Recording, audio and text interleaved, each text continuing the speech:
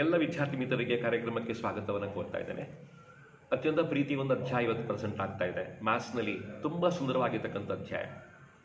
ಸ್ನೇಹಿತರೆ, ಕ್ಲಾಸನ್ನು ಸ್ಟಾರ್ಟ್ ಮಾಡೋದು ಮೊದಲು ನಾನು ಬಹಳ ಪ್ರೀತಿ ಮಾತನ್ನು ಹೇಳಲಿಕ್ಕೆ ಇಚ್ಛೆ ಪಡ್ತೇನೆ. ನಾವಿಲ್ಲಿ ಯಾವುದೇ ಪಾಠಗಳನ್ನು ಮಾಡ್ತಾ ಇಲ್ಲ. ಪಾಠವನ್ನು ಎಕ್ಸ್ಪ್ಲೇನ್ ಮಾಡುವಂಥ ಅಗತ್ಯ ಮಕ್ಕಳಿಗೆ ಖಂಡಿತ ಇಲ್ಲ. ಪರೀಕ್ಷೆ ಹತ್ತಿರ ಬರ್ತಾ ಇದೆ, ಕೆಲವು ದಿವಸಗಳು ಮಾತ್ರ ಬಾಕಿ ಇದೆ. ನಾವು ಕೇವಲ ಸಮ್ಮರಿಗಳನ್ನು ಕೊಡ್ತಾ ಇದ್ದೇವೆ ಮತ್ತು ಸೂತ್ರಗಳನ್ನು ಪರಿಚಯ ಮಾಡ್ತಾ ಇದ್ದೇವೆ ಮತ್ತು MCQ ಹೇಗೆ ಬಿಡಿಸಬೇಕು ಅಂತ ಹೇಳ್ತಾ ಇದ್ದೇವೆ. ಅದರಿಂದ ಬೋರ್ಡ್ನ ಅಗತ್ಯ ಇಲ್ಲ ಅಂತ ನಂಗೆ ಅನಿಸ್ತಾ ಇದೆ. ಸಾಕಷ್ಟು ಮಕ್ಕಳು ಬೋರ್ಡ್ ಬೇಕು ಸರ್ ಅಂತ ಹೇಳ್ತಾ ಇದ್ದಾರೆ, ಬಟ್ ಅವ್ರಿಗೆ ಹೇಳ್ತಿರ್ತದೆ ಸಮ್ಮರಿ ಕೊಡ್ತಾ ಇರುವ ಕಾರಣ ಟಿಪ್ಪಣಿ ಮಾಡ್ಕೊಳ್ಳಿ ಸಾಕು. ಬೋರ್ಡ್ನ ಮೂಲಕ ಚಿತ್ರ ಮಾಡ್ತಾ ಹೋದರೆ ತುಂಬ ಹೊತ್ತು ಬೇಕು, ನಿಮ್ಮ ತಾಳ್ಮೆ ನಾನು ಕೆಡಿಸ್ತಾ ಹೋಗೋದಿಲ್ಲ, ಪಾಠವನ್ನು ವಿವರಣೆ ಕೊಡ್ತಾ ಹೋಗೋದಿಲ್ಲ, ಸಮ್ಮರಿ ಕೊಡ್ತಾ ಇದ್ದೇವೆ, ಇಟ್ಟು ಬರ್ಕೊಳ್ಳಿ ಅಂತ ವಿನಂತಿ ಮಾಡ್ಕೊಳ್ತಾರೆ. ಸ್ನೇಹಿತರೆ, ಇದು ಏನು, ಈ ಪಾಠ ಏನು ಅಂತ ನಿಮ್ಗೆ ಅರ್ಥ ಮಾಡಿಸ್ಬೇಕು, ಹೌದಲ್ಲ? ಒಂದು ಇಕ್ವೇಶನ್ ಪರಿಚಯ ಮಾಡ್ತೇನೆ. x + 2 = 10, x + 2 = 10 ಒಂದು ಸಮೀಕರಣ ಇದೆ, ಹೌದಲ್ಲ? ಅಲ್ಲಿ ಎಕ್ಸಿಗೆ ಒಂದು ಬೆಲೆ ಫಿಕ್ಸ್ ಆಗಿದೆ ಸ್ನೇಹಿತರೆ. ಆ ಬೆಲೆ ಯಾವುದು ಕಾಣಿಸ್ತಾ ಇಲ್ಲ. ಇದನ್ನು ಅವ್ಯಕ್ತವಾದ ಪದ ಅಂತ ಕರೀತಾರೆ. ಸ್ನೇಹಿತರೆ, x ಒಂದು ಅವ್ಯಕ್ತ ಪದ, ಅದಕ್ಕೊಂದು ಬೆಲೆ 8 ಅಂತ ಫಿಕ್ಸ್ ಆಗಿರ್ತಕ್ಕಂಥದ್ದು. ಸ್ನೇಹಿತರೆ, ಇದನ್ನ ಇಂಗ್ಲಿಷ್ನಲ್ಲಿ ಲೀನಿಯರ್ ಇಕ್ವೇಶನ್ ಅಂತ ಕರೀತಾರೆ, ಅಥವಾ ರೇಖಾತ್ಮಕ ಸಮೀಕರಣ ಅಂತ ಕರೀತಾರೆ ಕನ್ನಡದಲ್ಲಿ. ಅದೇ ಸ್ನೇಹಿತರೆ, ಎರಡು ಸಮೀಕರಣಗಳನ್ನು ಕೊಟ್ಟರೆ, for example x + y = 10, x - y = 2. ಎರಡು ಸಮೀಕರಣಗಳನ್ನು ಕೊಟ್ಟರೆ x ನ ಬೆಲೆ ಕೂಡ ಹುಡುಕ್ಲಿಕ್ಕೆ ನಿಮಗೆ ಸಾಧ್ಯ ಆಗ್ತದೆ, y ನ ಬೆಲೆ ಕೂಡ ಹುಡುಕ್ಲಿಕ್ಕೆ ನಿಮಗೆ ಸಾಧ್ಯ ಆಗುತ್ತೆ. ಸ್ನೇಹಿತರೆ, ಈ ರೀತಿಯ ಜೋಡಿ ಸಮೀಕರಣಗಳನ್ನು ಪ್ಯಾರ್ ಆಫ್ ಲೀನಿಯರ್ ಇಕ್ವೇಶನ್ ಅಂತ ಕರೀತಾರೆ, ಅಥವಾ ರೇಖಾತ್ಮಕ ಸಮೀಕರಣಗಳ ಜೋಡಿಗಳು ಅಂತ ಕರೀತಾರೆ. ಸ್ನೇಹಿತರೆ, ಈ ಪಾಠದಲ್ಲಿ ಅಂತಹ ಸಮೀಕರಣಗಳು ತುಂಬಾ ಅದ್ಭುತವಾಗಿ ಬಿಡಿಸುವಂತಹ ಸಾಕಷ್ಟು ಲೆಕ್ಕಗಳಿವೆ. ನಿಮಗೆ ಎಕ್ಸಾಮ್ನಲ್ಲಿ 3 ಪ್ರಶ್ನೆಗಳು ಬರ್ತವೆ, 6 ಮಾರ್ಕ್ಸ್ ತಗೊಳ್ಳಿಕ್ಕೆ ಅವಕಾಶ ಇದೆ. ಅತ್ಯಂತ ಸುಂದರವಾಗಿರ್ತಕ್ಕಂಥ ಪಾಠ. ಸುಂದರವಾದ ಎಕ್ಸಾಂಪಲ್ ಮೂಲಕ ಸ್ಟಾರ್ಟ್ ಮಾಡೋ ಸ್ನೇಹಿತರೆ. ಒಂದು ಇಕ್ವೇಶನ್ ಸ್ಟಾರ್ಟ್ ಮಾಡ್ತೇನೆ. 2x + 3y - 7 = 0 is one equation. Second one is x + 2y - 6 = 0. ನಾನು ಮತ್ತೊಮ್ಮೆ ಹೇಳ, 2x + 3y - 7 = 0, x + 2y - 6 = 0. ಈ ರೀತಿ ಎರಡು ಸಮೀಕರಣಗಳಿದೆ. ಇದು ಸ್ನೇಹಿತರೆ ಸ್ಟ್ಯಾಂಡರ್ಡ್ ಫಾರ್ಮ್ ಅಲ್ಲೇ ಇದೆ, ಬಹಳ ಚಂದವಾದ ಸಮೀಕರಣ ಅಂತ ನಂಗೆ ಅನಿಸ್ತಾ ಇದೆ. ಸ್ನೇಹಿತರೆ, ಇದನ್ನ ನೀವು a1x + b1y + c1 = 0, a2x + b2y + c2 = 0 ಅಂತ ಹೇಳುವಂತಹ ಸ್ಟ್ಯಾಂಡರ್ಡ್ ಫಾರ್ಮ್ನೊಟ್ಟಿಗೆ ಕಂಪೇರ್ ಮಾಡಿದಾಗ ನಿಮಗೆ a1, a2, b1, b2, c1, c2 ಬೆಲೆಗಳು ಸಿಗ್ತವೆ. ಸ್ನೇಹಿತರೆ, ಹುಡುಕ್ಲಿಕ್ಕೆ ಕಲಿಬೇಕು ಅಂತ ವಿನಂತಿ ಮಾಡ್ಕೊಳ್ತೇನೆ. ನಾನು ಇಕ್ವೇಶನ್ ಸ್ನೇಹಿತರೆ ಮತ್ತೆ ಹೇಳ್ತೇನೆ, ದಯವಿಟ್ಟು ಬರ್ಕೊಳ್ಳಿ. 2x + 3y - 7 = 0, the first equation. Second equation is x + 2y - 6 = 0. ಸ್ನೇಹಿತರೆ, ಇಲ್ಲಿ a1, a2, b1, b2, c1, c2 ಹುಡುಕೋದು ಹೇಗೆ ಅಂತ ಹೇಳಿದ್ರೆ, ಫಸ್ಟ್ ಇಕ್ವೇಶನ್ ಅಲ್ಲಿ x ಒಟ್ಟಿಗೆ ಇರ್ತಕ್ಕಂಥ ವ್ಯಾಲ್ಯೂ ಇದೆಯಲ್ಲ ಸ್ನೇಹಿತರೆ, ಅದನ್ನ a1 ಅಂತ ಕರೀತಾರೆ. ಸೊ y ಒಟ್ಟಿಗೆ ಇರ್ತಕ್ಕಂಥ ಪದವನ್ನ b1 ಅಂತ ಕರೀತಾರೆ. And the last constant is called c1. ಎರಡನೇ ಇಕ್ವೇಶನ್ಗೆ ಬಂದಾಗ ಅಲ್ಲಿ ಕೂಡ ಸ್ನೇಹಿತರೆ x ಒಟ್ಟಿಗೆ ಇರ್ತಕ್ಕಂಥ ವ್ಯಾಲ್ಯೂವನ್ನ ಸ್ನೇಹಿತರೆ ನಾವು a2 ಅಂತ ಕರೀತೇವೆ. ಸೊ y ಒಟ್ಟಿಗೆ ಇರ್ತಕ್ಕಂಥ ಪದವನ್ನ b2 ಅಂತ ಕರೀತೇವೆ. And the constant again is called c2. ಇದನ್ನ ಮಾರ್ಕ್ ಮಾಡ್ಲಿಕ್ಕೆ ನಿಮಗೆ ಸಾಧ್ಯ ಆದ್ರೆ ತುಂಬಾ ಅದ್ಭುತವಾದ ಮಾರ್ಕ್ಸ್ ತಗೊಳ್ಳಿಕ್ಕೆ ಅವಕಾಶ ಇದೆ. ಇದೇ ಸಮೀಕರಣ ಮತ್ತೆ ತಗೊಳ್ತೇನೆ. 2x + 3y - 7 = 0, 2x + 3y - 7 = 0. ನೀವು ಹೇಳ್ತೀರಿ ಈಗ a1 = 2, ಯಾಕಂದ್ರೆ x ಒಟ್ಟಿಗೆ 2 ಇದೆ. ಸ್ನೇಹಿತರೆ, y ಒಟ್ಟಿಗೆ 3 ಇದೆ, ಅದರಿಂದ ಸ್ನೇಹಿತರೆ b1 ಅಂತ ಹೇಳಿದ್ರೆ 3. And the constant is -7. So c1 ಅಂದ್ರೆ -7 ಆಯ್ತು. ಸ್ನೇಹಿತರೆ, ಎರಡನೇ ಇಕ್ವೇಶನ್ಗೆ ಬಂದಾಗ x ಇದೆ, x ನ ಒಟ್ಟಿಗೆ 1 ಅಂತ ನಮಗೆಲ್ಲ ಗೊತ್ತಿದೆ ಸ್ನೇಹಿತರೆ. ಅದರಿಂದ a2 is 1, b2 is 2 and c2 is -6. ಸ್ನೇಹಿತರೆ, ಈ ರೀತಿ a1, a2, b1, b2, c1, c2 ಹುಡುಕ್ಲಿಕ್ಕೆ ನಿಮಗೆ ಸಾಧ್ಯ ಆದ್ರೆ ಸ್ನೇಹಿತರೆ 1 ಮಾರ್ಕ್ಸ್ ತಗೊಳ್ಳಿಕ್ಕೆ ಅವಕಾಶ ಇದೆ. ಸೊ ಇಲ್ಲಿ a1, a2, b1, b2 ಮತ್ತು c1, c2ಗಳನ್ನು ನಾವು ವಾಸ್ತವಿಕ ಸಂಖ್ಯೆಗಳು ಅಂತ ಕರೀತೇವೆ. ದೇ ಆರ್ ರಿಯಲ್ ನಂಬರ್ಸ್, ವಾಸ್ತವಿಕ ಸಂಖ್ಯೆಗಳಾಗಿರ್ಬೇಕು ಅಂತ ಹೇಳುವಂಥದ್ದು ನಿಮ್ಗೆಲ್ಲ ಗೊತ್ತಿದೆ. ಸ್ನೇಹಿತರೆ, ಇಲ್ಲಿ 3 ಕಂಡೀಷನ್ಸ್ಗಳು ನಿಮ್ಮ ಟೆಕ್ಸ್ಟ್ ಬುಕ್ ಅಲ್ಲಿ ಕೊಟ್ಟಿದ್ದಾರೆ. 3 ಅದ್ಭುತವಾದ ಕಂಡೀಷನ್ಗಳು ನೆನಪು ಮಾಡ್ತೇನೆ. ಸ್ನೇಹಿತರೆ, ಯಾವತ್ತಾದ್ರೂ ಕೂಡ ಒಂದು ಲೈನ್ ಇದೆ, ಅದರ ಜೊತೆಗೆ ಇನ್ನೊಂದು ಲೈನ್ ಸಮಾನಾಂತರವಾಗಿದೆ. ನಿಮ್ಗೆ ಗೊತ್ತಿದೆ, 6ನೇ ಕ್ಲಾಸಲ್ಲಿ ಬಂದಿದೆ. ಸ್ನೇಹಿತರೆ, ಒಂದು ಲೈನ್ ಇದೆ, ಅದರ ಮೇಲೆ ಇನ್ನೊಂದು ಸಮೀಕರಣ ಪ್ಯಾರಲಲ್ ಆಗಿ ಸ್ನೇಹಿತರೆ ಹಾದು ಹೋಗ್ತಾ ಇದೆ. ಅಂತಹ ಸಮೀಕರಣ ಸ್ನೇಹಿತರೆ ಪ್ಯಾರಲಲ್ ಲೈನ್ಸ್ಗಳು ಅಂತ ಕರೀತಾರೆ, ಅಥವಾ ಸಮಾಂತರ ರೇಖೆಗಳು ಅಂತ ಕರೀತಾರೆ. ಸ್ನೇಹಿತರೆ, ಸಮಾಂತರ ರೇಖೆಗಳು ಎಲ್ಲಿ ಕೂಡ ಒಂದನ್ನೊಂದು ಕಟ್ ಆಗೋದಿಲ್ಲ. ಒಂದು ರೇಖೆ ಮತ್ತೊಂದು ರೇಖೆ ಟಚ್ ಆಗೋದಿಲ್ಲ ಸ್ನೇಹಿತರೆ, ಅವು ಪ್ಯಾರಲಲ್ ಆಗಿ ರೈಲ್ವೆ ಹಳಿಗಳ ಹಾಗೆ ಸ್ನೇಹಿತರೆ ಹೋಗುವಂತ ರೇಖೆಗಳು ಅಂತ ನಿಮಗೆ ಗೊತ್ತಿದೆ. ಸ್ನೇಹಿತರೆ ಪ್ಯಾರಲಲ್ ಲೈನ್ಸ್ಗಳಾದ ಕಂಡೀಷನ್ ಏನು ಅಂತ ಹೇಳಿದ್ರೆ, the easy condition is A1 by A2 is equal to B1 by B2 and not equal to C1 by C2. ಇದ್ರ ಮತ್ತೆ ಬರ್ಕೊಳ್ತೀರಾ, ಬಹಳ ಪ್ರಾಮುಖ್ಯ.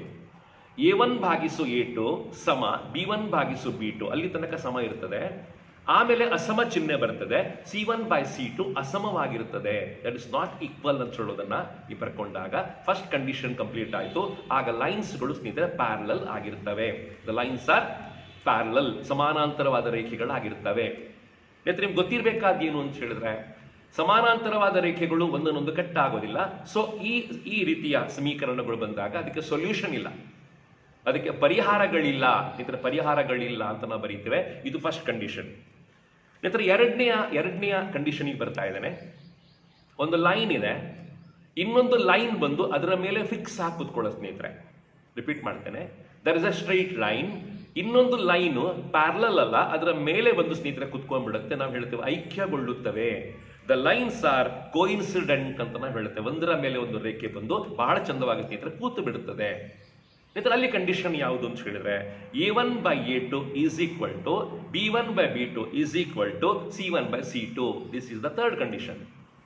ರಿಪೀಟ್ ಮಾಡ್ತೇನೆ, A1 ಭಾಗಿಸು A2 ಸಮ B1 ಭಾಗಿಸು B2 ಸಮ C1 ಭಾಗಿಸು C2 ಮೂರು ಕೂಡ ಸಮವಾದಾಗ ನಾವು ಹೇಳ್ತೇವೆ ದ ಲೈನ್ಸ್ ಆರ್ ಕೋಇನ್ಸಿಡೆಂಟ್. ರೇಖೆಗಳು ಐಕ್ಯವಾಗ್ತವೆ ಅಂತ ಹೇಳ್ತಾರೆ ಸ್ನೇಹಿತರೆ. ರೇಖೆಗಳು ಐಕ್ಯವಾದಾಗ ನಮ್ಗೆ ಖಂಡಿತ ಗೊತ್ತಾಯ್ತು ಅಸಂಖ್ಯವಾಗಿರ್ತಕ್ಕಂಥ ಸೊಲ್ಯೂಷನ್ಸ್ಗಳಿದೆ, ಇನ್ಯೂಮರಸ್ ಸೊಲ್ಯೂಷನ್ಸ್. ಇದು ತುಂಬಾ ನಿಮಗೆ ಸ್ನೇಹಿತರೆ ಸೊಲ್ಯೂಷನ್ಗಳು ಸಿಗುವಂತದ್ದು ಎರಡನೇ ಕಂಡೀಷನ್ ನಲ್ಲಿ. ಇದು ತುಂಬಾ ಚೆನ್ನಾಗಿ ನೀವು ಅರ್ಥ ಮಾಡ್ಕೊಂಡ್ರೆ ಅಂತ ನನಗೆ ಅನಿಸ್ತಾ ಇದೆ. ಸ್ನೇಹಿತರೆ ಮೂರನೇ ಕಂಡೀಷನ್ಗೆ ಹೋಗೋಣ. ಥರ್ಡ್ ಇನ್ನೂ ಚೆನ್ನಾಗಿದೆ. ಇಲ್ಲಿ ಒಂದು ಲೈನ್ ನ ಮೇಲೆ ಇನ್ನೊಂದು ಲೈನ್ ಕಟ್ ಆಗ್ತಾ ಇದೆ. ಒಂದು ಸ್ಟ್ರೈಟ್ ಲೈನ್ ಇನ್ನೊಂದು ಲೈನ್ ಸ್ನೇಹಿತರೆ ಇಂಟರ್ಸೆಕ್ಟ್ ಆಗ್ತಾ ಇದೆ, ಛೇದಿಸುವಂತಹ ಸಮೀಕರಣ, ಛೇದಿಸುವಂತಹ ರೇಖೆಗಳು. ಸ್ನೇಹಿತರೆ ಆ ಕಂಡೀಷನ್ ಏನು ಅಂತ ಹೇಳಿದ್ರೆ, A1 by A2 is not equal to B1 by B2. C1 C2 consider ಮಾಡುವ ಅಗತ್ಯ ಇಲ್ಲ. ರಿಪೀಟ್ ಮಾಡ್ತೇನೆ, A1 ಭಾಗಿಸು A2 ಅಂತ ಹೇಳುವಂತದ್ದು B1 ಭಾಗಿಸು B2 ಅಸಮವಾಗಿರ್ತದೆ. ದೋಸ್ ರೇಷೋಸ್ ಆರ್ ಸ್ನೇಹಿತರೆ not matching. A1 by A2 ಬೇರೆ ಬರ್ತದೆ, B1 by B2 ಬೇರೆ ಬರುತ್ತೆ ಸ್ನೇಹಿತರೆ. ಸ್ನೇಹಿತರೆ ಒಂದು ಲೈನ್ ಇನ್ನೊಂದು ಲೈನ್ ಅನ್ನು ಸ್ನೇಹಿತರೆ ಇಂಟರ್ಸೆಕ್ಟ್ ಮಾಡಿಕೊಂಡಾಗ ನಮಗೆಲ್ಲ ಗೊತ್ತಿದೆ ಅಲ್ಲಿ ಒಂದೇ ಒಂದು ಪರಿಹಾರ ಸಿಗುವಂತದ್ದು. ದ ಸೊಲ್ಯೂಷನ್ ಇಸ್ ಯುನೀಕ್ ಅಂತ ನಾವು ಹೇಳ್ತೇವೆ. ಸ್ನೇಹಿತರೆ ಅಲ್ಲಿ ಯುನೀಕ್ ಆಗಿರ್ತಕ್ಕಂಥ ಸೊಲ್ಯೂಷನ್ ಸಿಗುವಂತದ್ದು. ರಿಪೀಟ್ ಮಾಡ್ತೇನೆ, ಒಂದೇ ಒಂದು ಪರಿಹಾರ ಸಿಗುತ್ತೆ ಅಂತ ನಮಗೆಲ್ಲ ಗೊತ್ತಿರತಕ್ಕಂಥದ್ದು. ಆದ್ರಿಂದ ಸ್ನೇಹಿತರೆ ಈ ಮೂರು ಕಂಡೀಷನ್ಸ್ ತುಂಬಾ ಚೆನ್ನಾಗಿ ಅರ್ಥ ಮಾಡಿಕೊಂಡು ಒಂದು ಮಾರ್ಕ್ಸ್ ಅನ್ನು ತಗೊಳ್ಳಿ ಪ್ರಯತ್ನ ಮಾಡಿ. ಇದು ಖಂಡಿತ ಅಂದ್ರೆ ಖಂಡಿತ ಪರೀಕ್ಷೆ ಬರುವಂತದ್ದು. ಎಕ್ಸಾಂಪಲ್ಸ್ ಕೊಟ್ಟರೆ ಗೊತ್ತಾಗುತ್ತೆ. ನಿಮ್ಗೆ ಉದಾಹರಣೆ ಕೊಡ್ಲಿ ಸ್ಟಾರ್ಟ್ ಮಾಡ್ತೇನೆ. ಸ್ನೇಹಿತರೆ ಫಸ್ಟ್ ಇಕ್ವೇಶನ್ ಕೊಡ್ತಾ ಇದ್ದೇನೆ, x plus 2y is equal to 6. ಎರಡನೇದು 2x plus 4y is equal to 12. ಇನ್ನೊಮ್ಮೆ ಹೇಳ, x plus 2y ಸಮ 6, 2x plus 4y ಸಮ 12.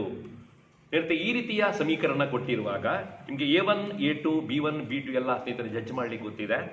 ಸೊ A1 1 ಬರ್ತದೆ, ಆಮೇಲೆ B1 2 ಬರ್ತದೆ, C1 ಸ್ನೇಹಿತರೆ 6 ಬರ್ತದೆ. ಎರಡನೇ ಸಮೀಕರಣಕ್ಕೆ ಬಂದಾಗ A2 2 ಬಂತು, ಸ್ನೇಹಿತರೆ B2 4 ಬಂತು, C2 ಸ್ನೇಹಿತರೆ 12 ಬಂತು, 12 ಬಂತು. ಸ್ನೇಹಿತರೆ ಇದನ್ನು ನೀವು ರೇಷೋಗಳ ಅಳವಡಿಸ್ಕೊಂಡಾಗ A1 ಭಾಗಿಸು A2 ಸಮ B1 ಭಾಗಿಸು B2 ಸಮ C1 ಭಾಗಿಸು C2 ಮಾಡಿದಾಗ 1/2 is equal to 2/4 is equal to 6/12 ಬಂತು. ನೀವು ಕಂಪ್ಯಾರಿಸನ್ ಮಾಡಿ ನೋಡ್ಕೊಳ್ಳಿ. ಫಸ್ಟ್ ಅರ್ಧ ಬಂತು, ಆಮೇಲೆ 4ನೇ 2 ಅದು ಕೂಡ ಅರ್ಧನೇ ಬಂತು, ಆಮೇಲೆ 3ನೇದು 12ನೇ 6 ಅದು ಕೂಡ ಅರ್ಧವೇ ಬಂತು. All the values are equal, all the ratios are equal ಬಂತು. ಆದ್ರಿಂದ ನಾವು ಹೇಳುತ್ತೇವೆ those lines are coincident lines. ಇತರ ಆ ರೇಖೆಗಳು ಒಂದರ ಮೇಲೆ ಒಂದು ಕುತ್ಕೊಳ್ತವೆ, ಐಕ್ಯಗೊಳ್ಳುವ ರೇಖೆಗಳು ಅಂತ ನಾವು ಮುಗಿಸ್ತೇವೆ ಸ್ನೇಹಿತರೆ. ಈ ರೀತಿ ಒಂದು ಮಾರ್ಕಿನ ಪ್ರಶ್ನೆ ಪರೀಕ್ಷೆ ಖಂಡಿತ ಬರಬೇಕು.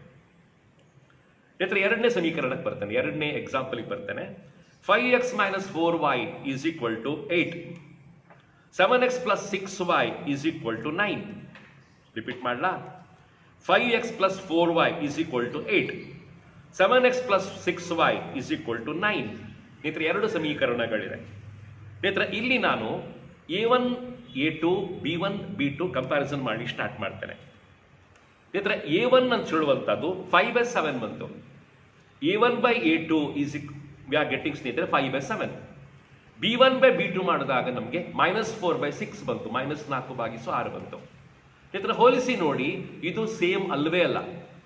a1 by a2 ಬೇರೆ ಬಂತು, b1 by b2 ಸ್ನೇಹಿತರೆ ಬೇರೆ ರೇಷಿಯೋ ಬಂತು, ಮ್ಯಾಚ್ ಆಗ್ತಾ ಇಲ್ಲ.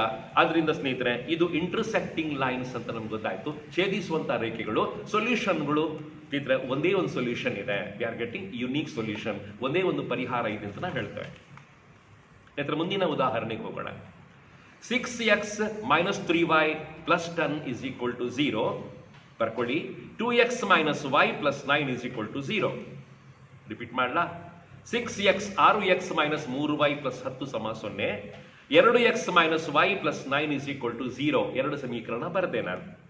ಸ್ನೇಹಿತರೆ ಇಲ್ಲಿ ನೀವು a1 by a2 ಮಾಡಿದಾಗ 6/2 ಬಂತು, b1 by b2 ಮಾಡಿದಾಗ 3/1 ಬಂತು. ಸ್ನೇಹಿತರೆ 3/1 ಬಂತು. ಲಾಸ್ಟ್ ವ್ಯಾಲ್ಯೂ 10/9 ಬಂತು ಸ್ನೇಹಿತರೆ. ಸೊ ಇಲ್ಲಿ a1 by a2 ಮತ್ತು b1 by b2 ಸ್ನೇಹಿತರೆ ಸೇಮ್ ಬರ್ತಾ ಇದೆ. ಬಟ್ c1 by c2 ಸ್ನೇಹಿತರೆ ಬೇರೆ ವ್ಯಾಲ್ಯೂ ಬರ್ತಾ ಇದೆ. ಸ್ನೇಹಿತರೆ a1 by a2 ಮತ್ತು b1 by b2 ಸ್ನೇಹಿತರೆ ಸೇಮ್ ವ್ಯಾಲ್ಯೂ ಕೊಡ್ತಾ ಇದೆ. ಸೊ ನಾನು ಹೇಳ್ತೇನೆ the linear equations are parallel. ಸ್ನೇಹಿತರೆ ಸರಳ ರೇಖೆಗಳು ಸಮಾನಾಂತರವಾಗಿವೆ ಅಂತ ನಾನು ಹೇಳ್ತಾ ಇದ್ದೇನೆ. ಸಮಾನಾಂತರವಾದ ಕಾರಣ ಸೊಲ್ಯೂಷನ್ಗಳಿಲ್ಲ, ನೋ ಸೊಲ್ಯೂಷನ್ ಹೇಳಿ ಮುಗಿಸ್ತೇನೆ ಸ್ನೇಹಿತರೆ. ಇದರ ಮುಂದಿನ ಉದಾಹರಣೆ ಬೇಕು ನಂಗಂತ ಅನಿಸ್ತಾ ಇದೆ. ಇನ್ನೊಂದು ಎಕ್ಸಾಂಪಲ್ ಇದೆ. 3x plus 2y is equal to 5. 2x minus 3y is equal to 7. Repeat ಮಾಡಲಾ? 3x plus 2y ಸಮ 5. 2x minus 3y ಸಮ 7. ಇಲ್ಲಿ a1 by a2 ಮಾಡಿದಾಗ b1 ಸ್ನೇಹಿತರೆ b2 ಮಾಡ್ಕೊಂಡಾಗ ಉತ್ತರಗಳು ಸೇಮ್ ಬರ್ತಾವ ಅಂತ ನೋಡ್ಕೊಳ್ಳಿ. ಉತ್ತರಗಳು ಸೇಮ್ ಬರೋದಿಲ್ಲ. ಸ್ನೇಹಿತರೆ a1 by a2 3/2 ಬರ್ತದೆ, b1 by b2 ಸ್ನೇಹಿತರೆ 2/-3 ಬರ್ತದೆ. The values are not matching. ಸ್ನೇಹಿತರೆ ಮ್ಯಾಚಿಂಗ್ ಇಲ್ಲಿ ಆಗ್ತಾ ಇಲ್ಲ. ಸೊ ನಾನು ಹೇಳ್ತೇನೆ ದ ಲೈನ್ಸ್ ಆರ್ ಇಂಟರ್ಸೆಕ್ಟಿಂಗ್, ಛೇದಿಸುವಂತ ರೇಖೆಗಳು. ಸ್ನೇಹಿತರೆ ಛೇದಿಸುವಂತ ರೇಖೆಗಳಾದಾಗ ಒಂದು ಸೊಲ್ಯೂಷನ್ ನಿಮ್ಗೆ ಸಿಗಬೇಕು, we are getting unique solution ಅಂತ ಹೇಳಿ ಮುಗಿಸ್ತೇವೆ ಸ್ನೇಹಿತರೆ. ಸ್ನೇಹಿತರೆ ಯಾವಾಗ ನಮಗೆ ಯುನೀಕ್ ಸೊಲ್ಯೂಷನ್ ಸಿಗುತ್ತೋ ಆಗ ಹೇಳ್ತೇವೆ ದ ಲೈನ್ಸ್ ಆರ್ ಸ್ನೇಹಿತರೆ ಕನ್ಸಿಸ್ಟೆಂಟ್ ಅಂತ ಹೇಳ್ತೇವೆ. ಆ ಸಮೀಕರಣಗಳು ಸ್ನೇಹಿತರೆ ಸ್ಥಿರವಾಗಿವೆ ಅಂತ ಹೇಳಿ ಮುಗಿಸ್ತೇವೆ. ಇದನ್ನು ಕೂಡ ದಯವಿಟ್ಟು ನೆನಪಿಟ್ಕೊಳ್ಳಿ. ಸ್ನೇಹಿತರೆ ಇನ್ನೊಂದು ಎಕ್ಸಾಂಪಲ್ಗೆ ಹೋಗೋಣ. ತುಂಬಾ ಎಕ್ಸಾಂಪಲ್ಸ್ ನಂಗೆ ಬೇಕು ಅಂತ ಅನಿಸ್ತಾ ಇದೆ. 2x minus 2y minus 2 is equal to 0. 4x minus 4y minus 5 is equal to 0. 2x minus 2y minus 2 ಸಮ 0. 4x minus 4y minus 5 ಸಮ 0. ಸ್ನೇಹಿತರೆ ಇಲ್ಲಿ ನೀವು ಕಂಪ್ಯಾರಿಸನ್ ಮಾಡಿದಾಗ a1 by a2 ನಿಮಗೆ 2/4 ಬರ್ತದೆ, b1 by b2 -2/4 ಬರ್ತದೆ ಸ್ನೇಹಿತರೆ. ಸೇಮ್ ಬಂತು. a1 by a2 ಎಷ್ಟು ಬಂತಾ ಸ್ನೇಹಿತರೆ b1 by b2 ಕೂಡ ಅಷ್ಟೇ ಬರ್ತಾ ಇದೆ. ಬಟ್ c1 by c2 ಬೇರೆ ಬರ್ತಾ ಇದೆ. ಆದ್ದರಿಂದ ನಾವು ಹೇಳ್ತೇವೆ ಈ ಲೈನ್ಗಳು ಸ್ನೇಹಿತರೆ, ಈ ಲೈನ್ಗಳು ಇಂಟರ್ಸೆಕ್ಟಿಂಗ್ ಲೈನ್ಸ್ಗಳು, ಛೇದಿಸುವಂತ ರೇಖೆಗಳು. ಸ್ನೇಹಿತರೆ ಈ ಲೈನ್ಸ್ಗಳು ಸ್ನೇಹಿತರೆ ಛೇದಿಸುವಂತ ರೇಖೆಗಳು ಅಂತ ಹೇಳಿ ಮುಗಿಸ್ತೇವೆ. ಸ್ನೇಹಿತರೆ ಮುಂದಕ್ಕೆ ಹೋಗೋಣ. ಇನ್ನೊಂದು ಎಕ್ಸಾಂಪಲ್ ನನಗೆ ಬೇಕು ಅಂತ ಅನಿಸ್ತಾ ಇದೆ. 5x minus 3y is equal to 11. 10x minus 6y is equal to 22. 5x minus 3y ಸಮ 11. 10x minus 6y ಸಮ 22. ಸ್ನೇಹಿತರೆ ಇಲ್ಲಿ ನೀವು ಕಂಪ್ಯಾರಿಸನ್ ಮಾಡಿದಾಗ a1 by a2 ಕೂಡ ಅರ್ಧ ಬರ್ತದೆ, b1 by b2 ಕೂಡ ಅರ್ಧ ಬರ್ತದೆ, ಸ್ನೇಹಿತರೆ c1 by c2 ಕೂಡ ಅರ್ಧ ಬರ್ತದೆ. V are getting the same value. ಅದರಿಂದ ಹೇಳ್ತೇವೆ ಸ್ನೇಹಿತರೆ ದ ಲೈನ್ಸ್ ಆರ್ ಸ್ನೇಹಿತರೆ ಕೋಇನ್ಸಿಡೆಂಟ್ ಲೈನ್ಸ್ ಅಂತ ಹೇಳ್ತೇವೆ. ಒಂದರ ಮೇಲೆ ಒಂದು ಕುತ್ಕೊಳ್ಳುವಂತಹ ಐಕ್ಯವಾಗುವಂತಹ ಲೈನ್ಸ್ಗಳು ಅಂತ ಹೇಳ್ತೇವೆ. ಸೊ ಇಲ್ಲಿ ಅನಂತ ಪರಿಹಾರಗಳು ಸಿಗ್ತವೆ. ವಿ ಆರ್ ಗೆಟಿಂಗ್ ಇನ್ಯೂಮರಸ್ ಸೊಲ್ಯೂಷನ್ ಅಂತ ಹೇಳಿ ಮುಗಿಸ್ತೇವೆ. ಇನ್ನೊಂದು ಎಕ್ಸಾಂಪಲ್ ನನಗೆ ಬೇಕು ಅಂತ ಅನಿಸ್ತಾ ಇದೆ. 5x minus 4y plus 8 ಸಮ 0. 7x plus 6y minus 9 ಸಮ 0. ರಿಪೀಟ್ ಮಾಡಲಾ? 5x minus 4y plus 8 ಸಮ 0. 7x plus 6y minus 9 ಸಮ 0. ಇಲ್ಲಿ ಸ್ನೇಹಿತರೆ ನೀವು ಬೆಲೆಗಳನ್ನು ಹಾಕ್ತಾ ಹೋದಾಗ a1 by a2 7/5 ಬಂತು, b1 by b2 -4/6 ಬಂತು, c1 by c2 ಸ್ನೇಹಿತರೆ 8/-9 ಬಂತು. ಮುಖ್ಯವಾಗಿ ನೀವು ಗಮನಿಸಬೇಕಾಗ್ತದೆ ಸ್ನೇಹಿತರೆ, a1 by a2 ಎಷ್ಟು ಬರ್ತದ ಸ್ನೇಹಿತರೆ, b1 by b2 ಅಷ್ಟೇ ಬರ್ತಾ ಇಲ್ಲ, ವ್ಯಾಲ್ಯೂಸ್ಗಳು ಮ್ಯಾಚ್ ಆಗ್ತಾ ಇಲ್ಲ. ಆದ್ರಿಂದ ಸ್ನೇಹಿತರೆ ನಾವು ಖಂಡಿತವಾಗಿ ಹೇಳುತ್ತೇವೆ ದೋಸ್ ಆರ್ ಇಂಟರ್ಸೆಕ್ಟಿಂಗ್ ಲೈನ್ಸ್ಗಳು, ಛೇದಿಸುವಂತ ರೇಖೆಗಳು. ಒಂದೇ ಒಂದು ಸೊಲ್ಯೂಷನ್ ಇದೆ, ಯುನೀಕ್ ಆದ ಸೊಲ್ಯೂಷನ್ ಇದೆ ಅಂತ ನಾವು ಹೇಳಿ ಸ್ನೇಹಿತರೆ ಮುಗಿಸ್ತೇವೆ. ಸ್ನೇಹಿತರೆ ಇನ್ನು ಈ ರೀತಿಯ ಸಮೀಕರಣಗಳನ್ನು ಬಿಡಿಸೋದು ಹೇಗೆ, how to solve these equation.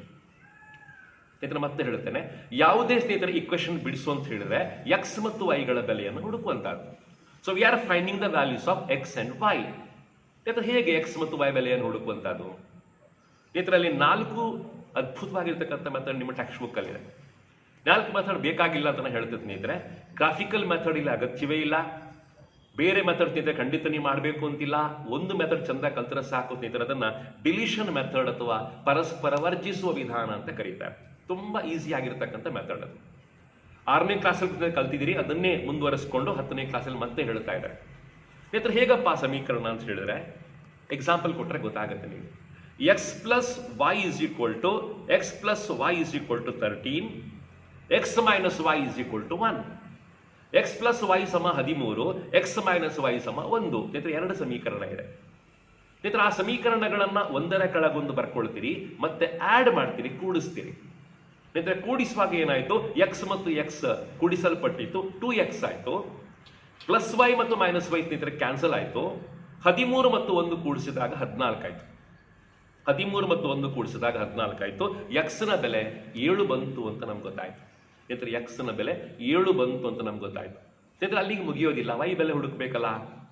Y ಬೆಲೆ ಹುಡುಕ್ಬೇಕು ಅಂತಾದ್ರೆ ಯಾವುದಾದ್ರು ಒಂದು ಸಮೀಕರಣವನ್ನ ಮತ್ತೆ ತಗೊಳ್ಳಿ. Select any of the equations. X plus y ಸಮ 13 ತಗೊಳ್ತೇನೆ, ಫಸ್ಟ್ ಇಕ್ವೇಶನ್ ತಗೊಳ್ತೇನೆ. ಅಲ್ಲಿ ಎಕ್ಸ್ ನಂಗೆ 7 ಸಿಕ್ಕಿದೆಯಲ್ಲ, 7 ಬೆಲೆ ಸಬ್ಸ್ಟಿಟ್ಯೂಟ್ ಮಾಡ್ತೇನೆ. ಆಗ ವೈ ನ ಬೆಲೆ 30 - 7 = 6. 13ರಿಂದ 7 ಕಳೆದಾಗ ಸ್ನೇಹಿತರೆ 6 ಬರ್ತದೆ. ಎಕ್ಸ್ ನ ಬೆಲೆ 7 ಬಂತು, ವೈ ನ ಬೆಲೆ 6 ಬಂತು. ಇದ್ರ ಈ ಮೆಥಡ್ ಅನ್ನ ಡಿಲಿಷನ್ ಮೆಥಡ್ ಅಥವಾ ಪರಸ್ಪರ ವರ್ಜಿಸುವ ವಿಧಾನ ಅಂತ ಕರೀತಾರೆ. ಇದು ಅತ್ಯಂತ ಈಸಿ ಆಗಿರತಕ್ಕಂಥ ಮೆಥಡ್. ಬೇರೆ ಯಾವ ಮೆಥಡ್ ಅನ್ನು ಕೂಡ ನೀವು ಕಲಿಯುವಂತ ಅಗತ್ಯ ಇಲ್ಲವೇ ಇಲ್ಲ. ಇದರ ಮತ್ತೊಂದು ಎಕ್ಸಾಂಪಲ್ ಕೊಡ್ತೇನೆ, ನಿಮಗೆ ಗೊತ್ತಾಗಬೇಕು. First equation is x plus y is equal to 5. X plus y ಸಮ 5. ಎರಡನೇ ಸಮೀಕರಣ ಇದೆ 2x ಮೈನಸ್ 3y ಸಮ 4. 2x minus 3y is equal to 4. 2 ಸಮೀಕರಣ ನೀವು ಬರ್ಕೊಂಡ್ರಿ ಅಂತ ನಂಗೆ ಅನಿಸ್ತಾ ಇದೆ. ನಂತರ ಈಗ ನೋಡ್ಲಿಕ್ಕೆ ಸ್ಟಾರ್ಟ್ ಮಾಡಿ. ಎಕ್ಸ್ ಮತ್ತು ಎಕ್ಸ್ಗಳು ಕೂಡ ಮ್ಯಾಚ್ ಆಗ್ತಾ ಇಲ್ಲ, ವೈ ಮತ್ತು ವೈ ಕೂಡ ಮ್ಯಾಚ್ ಆಗ್ತಾ ಇಲ್ಲ. ಎಕ್ಸ್ ಮತ್ತು ವೈ ನ ಸ್ನೇಹಿತರೆ ಅದರ ಕಾನ್ಸ್ಟೆಂಟ್ಗಳು ಸೇಮ್ ಆಗಿದ್ರೆ ನಿಮಗೆ ಸಬ್ಸ್ಟಿಟ್ಯೂಟ್ ಮಾಡ್ಲಿಕ್ಕೆ ಆಗುತ್ತೆ. ಇಲ್ಲಿ ಮಾಡ್ಲಿಕ್ಕೆ ಕೂಡ ಆಗ್ತಾ ಇಲ್ಲ. ರಿಪೀಟ್ ಮಾಡ್ತೇನೆ. ಎಕ್ಸ್ ಪ್ಲಸ್ ವೈ ಸಮ 5, 2x ಮೈನಸ್ 3y ಸಮ 4. ಇಲ್ಲಿ ಕ್ಯಾನ್ಸಲ್ ಮಾಡ್ಲಿಕ್ಕೆ ನಮ್ಗೆ ಆಗೋದಿಲ್ಲ. ಏನ್ ಮಾಡ್ಬೇಕು ಅಂತ ಹೇಳಿದ್ರೆ ಫಸ್ಟ್ ಇಕ್ವೇಶನ್ ಅನ್ನ 2ರಿಂದ ಮಲ್ಟಿಪ್ಲೈ ಮಾಡಿ. ಇಡೀ ಫಸ್ಟ್ ಇಕ್ವೇಶನ್ ಅನ್ನ 2ರಿಂದ ಗುಣಿಸ್ಕೊಳ್ಳಿ ಸ್ನೇಹಿತರೆ. 2x plus 2y is equal to 10 ಬಂತು. ಎರಡನೇ ಸಮೀಕರಣ ಸ್ನೇಹಿತರೆ ಆಸ್ ಇಟ್ ಈಸ್ ಬರ್ಕೊಳ್ಳಿ. 2x ಮೈನಸ್ 3y ಸಮ 4 ಬಂತು. ಸ್ನೇಹಿತರೆ ಈಗ ನೀವು ಖಂಡಿತವಾಗಿ ಮೈನಸ್ ಮಾಡಿದ್ರೆ ಸಬ್ಸ್ಟ್ರಾಕ್ಟ್ ಸ್ನೇಹಿತರೆ ಮಾಡ್ತಾ ಹೋದ್ರೆ ಸ್ನೇಹಿತರೆ 2x ಮತ್ತು 2x ಮ್ಯಾಚ್ ಆಯ್ತು. 2y ಇಂದ ಮೈನಸ್ 3y ನ ಸ್ನೇಹಿತರೆ ಸಬ್ಸ್ಟ್ರಾಕ್ಟ್ ಮಾಡಿದ್ರೆ ಸ್ನೇಹಿತರೆ 5y ಬಂತು. 10ರಿಂದ 4 ಕಳೆದ್ರೆ 6 ಬಂತು. 10 - 4 is 6. ಸ್ನೇಹಿತರೆ ಈಗ 5y ಸಮ 6 ಬಂತು. The value y is equal to 6/5 ಬಂತು. ಫ್ರಾಕ್ಷನ್ ಬಂತು, 6/5 ಬಂತು. ಸ್ನೇಹಿತರೆ ಈ 6/5 ಅನ್ನ ನೀವು ಎರಡನೇ ಸಂಖ್ಯೆ ಸಬ್ಸ್ಟಿಟ್ಯೂಟ್ ಮಾಡ್ತಾ ಹೋದಾಗ ನಿಮಗೆ ಎಕ್ಸ್ ನ ಬೆಲೆ ಬರುತ್ತೆ ಸ್ನೇಹಿತರೆ. ಎಕ್ಸ್ ನ ಬೆಲೆ 19/5 ಬರ್ತದೆ. 19/5 ಬರುತ್ತೆ. ಇದಕ್ಕೆ ಡಿಲಿಷನ್ ಮೆಥಡ್ ಅಂತ ಕರೀತಾರೆ. ಇದಕ್ಕೆ ಪರಸ್ಪರ ವರ್ಜಿಸುವ ವಿಧಾನ ಅಂತ ಕರೀತಾರೆ. ಒಂದು ಪ್ರಶ್ನೆ ಪರೀಕ್ಷೆ ಖಂಡಿತ ಅಂದ್ರೆ ಖಂಡಿತ ಬರ್ತದೆ. ಇನ್ನೊಂದು ಎಕ್ಸಾಂಪಲ್ ಕೊಡ್ತೇನೆ ನಿಮಗೆ. X plus y is equal to 12, x minus y is equal to 6. Repeat ಮಾಡ್ತೇನೆ. ಎಕ್ಸ್ ಪ್ಲಸ್ ವೈ ಸಮ 12, ಎಕ್ಸ್ ಮೈನಸ್ ವೈ ಸಮ 6 ಅಂತ ಕೊಟ್ಟೆ ನಾನು. ಸ್ನೇಹಿತರೆ ಏನ್ ಮಾಡ್ತೀರಿ, ಸಮೀಕರಣವನ್ನ ಆಡ್ ಮಾಡ್ಕೊಳ್ಳಿ, ಕೂಡಿಸ್ತಾ ಹೋಗಿ. ಆಗ ಎಕ್ಸ್ ಮತ್ತು ಎಕ್ಸ್ ಅನ್ನ ಕೂಡಿಸ್ತೀರಿ ಸ್ನೇಹಿತರೆ, 2x ಆಯ್ತು. ಪ್ಲಸ್ ವೈ ಮತ್ತು ಮೈನಸ್ ವೈ ಸ್ನೇಹಿತರೆ ಕ್ಯಾನ್ಸಲ್ ಆಯ್ತು. ಅಂದ್ರೆ ಸ್ನೇಹಿತರೆ ಲಾಸ್ಟ್ ಕಾಲಮ್ ಇರತಕ್ಕಂಥ ಸಂಖ್ಯೆಗಳನ್ನ ಕೂಡಿಸ್ಕೊಳ್ಳಿ. ಸ್ನೇಹಿತರೆ ಕೂಡಿಸ್ಕೊಂಡಾಗ ಒಂದು ಸಂಖ್ಯೆ ಬರುತ್ತೆ ನಿಮಗೆ. ಎಕ್ಸ್ ನ ಬೆಲೆ ಬಂತು, ಆಮೇಲೆ ಅದನ್ನು ಸಬ್ಸ್ಟಿಟ್ಯೂಟ್ ಮಾಡ್ತಾ ಹೋದಾಗ ವೈ ನ ಬೆಲೆ ಕೂಡ ಪಡ್ಕೊಳ್ಳಿಕ್ಕೆ ಆಗ್ತದೆ. ಅತ್ಯಂತ ಈಸಿ ಆಗಿರ್ತಕ್ಕಂಥ ಮೆಥಡ್ ಅಂತ ನಂಗೆ ಅನಿಸ್ತಾ ಇದೆ. ಇದಕ್ಕೆ ಡಿಲಿಷನ್ ಮೆಥಡ್ ಅಥವಾ ಪರಸ್ಪರ ವರ್ಜಿಸುವ ವಿಧಾನ ಅಂತ ಕರೀತಾರೆ. ಇದು 6ನೇ ಕ್ಲಾಸ್ ನಿಮ್ಗೆ ಆಗಿದೆ, ಅದನ್ನು ಜಾಸ್ತಿ ಮಾಡ್ಲಿಕ್ಕೆ ಹೋಗೋದಿಲ್ಲ. ಒಂದು ಪ್ರಶ್ನೆ ಪರೀಕ್ಷೆ ಬರೋದು ಖಂಡಿತ. ನಂತರ ಇಲ್ಲಿ ಕೆಲವು ತುಂಬಾ ಸಿಂಪಲ್ ಆಗಿರ್ತಕ್ಕಂಥ ಅಪ್ಲಿಕೇಶನ್ ಪ್ರಶ್ನೆಗಳು ನಿಮ್ಮನ್ನು ಕಾಯ್ತಾ ಇದೆ. ಹೇಗಪ್ಪ ಅಂದ್ರೆ 2 ಸಂಖ್ಯೆಗಳಿದೆ, ದರ 2 ನಂಬರ್ಸ್ ಅಂತ ಸ್ಟಾರ್ಟ್ ಮಾಡ್ತಾರೆ. 2 ನಂಬರ್ಸ್ ಇದೆ, ಆ ಸಂಖ್ಯೆಗಳನ್ನ ಕೂಡಿಸ್ಕೊಂಡಾಗ 25 ಬರ್ತಾ ಇದೆ. ಇದರ ಆ ಸಂಖ್ಯೆಗಳನ್ನ ಕಳೆದಾಗ 1 ಬರ್ತಾ ಇದೆ. There are 2 numbers when added gives 25 and the same numbers subtract ಮಾಡಿದಾಗ 1 ಬರುತ್ತೆ ಅಂತ ಹೇಳುವಂತ. ಇದರ ಹೇಗೆ ಬಿಡಿಸ್ತೀರಾ? ಆ ನಂಬರ್ಸ್ಗಳು x ಮತ್ತು y ಆಗಿರಲಿ. Let the numbers B x and y ಅಂತ ಸ್ಟಾರ್ಟ್ ಮಾಡ್ತೇನೆ. ಫಸ್ಟ್ ಸಮೀಕರಣ ಸ್ನೇಹಿತರೆ ಎಕ್ಸ್ ಪ್ಲಸ್ ವೈ ಸಮ 25 ಬಂತು. ಎರಡನೇ ಸಮೀಕರಣ ಎಕ್ಸ್ ಮೈನಸ್ ವೈ ಸಮ 1 ಬಂತು. ನಂತರ ಈ ಸಮೀಕರಣ ನಿಮಗೆ ಡಿವಿಷನ್ ಮೆಥಡ್ ಮೂಲಕ ಮಾಡ್ಲಿಕ್ಕೆ ಗೊತ್ತಾಗ್ತದೆ. ಆಗ ಎಕ್ಸ್ ನ ಬೆಲೆ 13 ಬಂತು, ವೈ ನ ಬೆಲೆ 12 ಬಂತು. ಉತ್ತರ ಮುಗೀತು ಅಂತ ನಾನು ಭಾವಿಸ್ಕೊಳ್ತೇನೆ. ಮೈಂಡಲ್ಲಿ ಕೂಡ ಮಾಡ್ಲಿಕ್ಕಾಗ್ತದೆ. ಸ್ನೇಹಿತರೆ ಅದೇ ರೀತಿಯಾಗಿ ಈ ರೀತಿ ಪ್ರಶ್ನೆ ಬರುವಂತದ್ದು, 2 ಟೇಬಲ್ ಮತ್ತು 3 ಚೇರ್ಗಳ ಬೆಲೆ ಎಷ್ಟು? ಆಮೇಲೆ 3 ಟೇಬಲ್ ಮತ್ತು 2 ಚೇರ್ಗಳ ಬೆಲೆ ಎಷ್ಟು? ಹಾಗಿದ್ರೆ 1 ಟೇಬಲ್ ಮತ್ತು 1 ಚೇರ್ನ ಬೆಲೆ ಎಷ್ಟು ಅಂತ ಕೇಳ್ತಾರೆ. ಅಥವಾ 3 ಪೆನ್ಗಳು ಮತ್ತು 2 ಪೆನ್ಸಿಲ್ಗಳ ಒಟ್ಟು ಬೆಲೆ ಎಷ್ಟು? ಆಮೇಲೆ 2 ಪೆನ್ಗಳು 2 ಪೆನ್ಸಿಲ್ಗಳ ಒಟ್ಟು ಬೆಲೆ ಎಷ್ಟು? ಹಾಗಿದ್ರೆ 1 ಪೆನ್ಸಿಲ್ನ ಬೆಲೆ ಎಷ್ಟು? 1 ಪೆನ್ನ ಬೆಲೆ ಎಷ್ಟು ಅಂತ ಕೇಳ್ತಾರೆ. ನಂತರ ಇದನ್ನ ನೀವು ಇಕ್ವೇಶನ್ ಮಾಡಿಕೊಂಡು ಅದರ ಬೇಸ್ ಮೇಲೆ ಲೆಕ್ಕವನ್ನು ಮಾಡ್ತಾ ಹೋದಾಗ ಕಂಪ್ಲೀಟ್ ಆಗಿ ಮಾರ್ಕ್ಸ್ ತಗೊಳ್ಳಿಕ್ಕೆ ಆಗುತ್ತೆ ನಿಮಗೆ. ನಾನು ಖಂಡಿತವಾಗಿ ಹೇಳ್ತೇನೆ ಸ್ನೇಹಿತರೆ, ಈ ಪಾಠದಲ್ಲಿ 3 ಪ್ರಶ್ನೆ ಪರೀಕ್ಷೆ ಬರುವಂತದ್ದು. ಅದಕ್ಕೆ 6 ಮಾರ್ಕ್ಸ್ಗಳು ಖಂಡಿತವಾಗಿ ಸಿಗ್ತವೆ. ಅದರಲ್ಲಿ ಫಸ್ಟ್ ಕಂಡೀಷನ್ ಬೇಸ್ಡ್ ಆ ಲೆಕ್ಕ ನಿಮ್ಗೆ ಹೇಳ್ಕೊಟ್ಲ ಸ್ನೇಹಿತರೆ, ಅದರಲ್ಲಿ 1 ಪ್ರಶ್ನೆ ಪರೀಕ್ಷೆ ಖಂಡಿತ ಬರಬೇಕು. ಆಮೇಲೆ ಡಿಲಿಷನ್ ಮತ್ತು ಪ್ರಶ್ನೆ ಪರೀಕ್ಷೆ ಖಂಡಿತ ಬರಬೇಕು ಅಂತ ನನಗೆ ಅನಿಸ್ತಾ ಇದೆ. ಸೊ 3 ಮಾರ್ಕ್ಸ್ ಖಂಡಿತವಾಗಿ ತಗೊಳ್ಳಿ. ಸುಲಭವಾದ ಪಾಠ, ಚಂದವಾದ ಪಾಠ, ಅತ್ಯಂತ ಅದ್ಭುತವಾಗಿರ್ತಕ್ಕಂಥ ಪಾಠ, ಲೈಫಿಗೆ ತುಂಬಾ ಕನೆಕ್ಟ್ ಆಗಿರ್ತಕ್ಕಂಥ ಪಾಠ. ಕಲಿತಾ ಹೋಗಿದ್ದೆ ಅಂತ ಹೇಳ್ತಾ ಇವತ್ತಿನ ಕ್ಲಾಸನ್ನ ಮುಗಿಸ್ತಾ ಸ್ನೇಹಿತರೆ. ನಾಳೆ ಮತ್ತೆ ಭೇಟಿ ಆಗೋಣ. Thank you very much.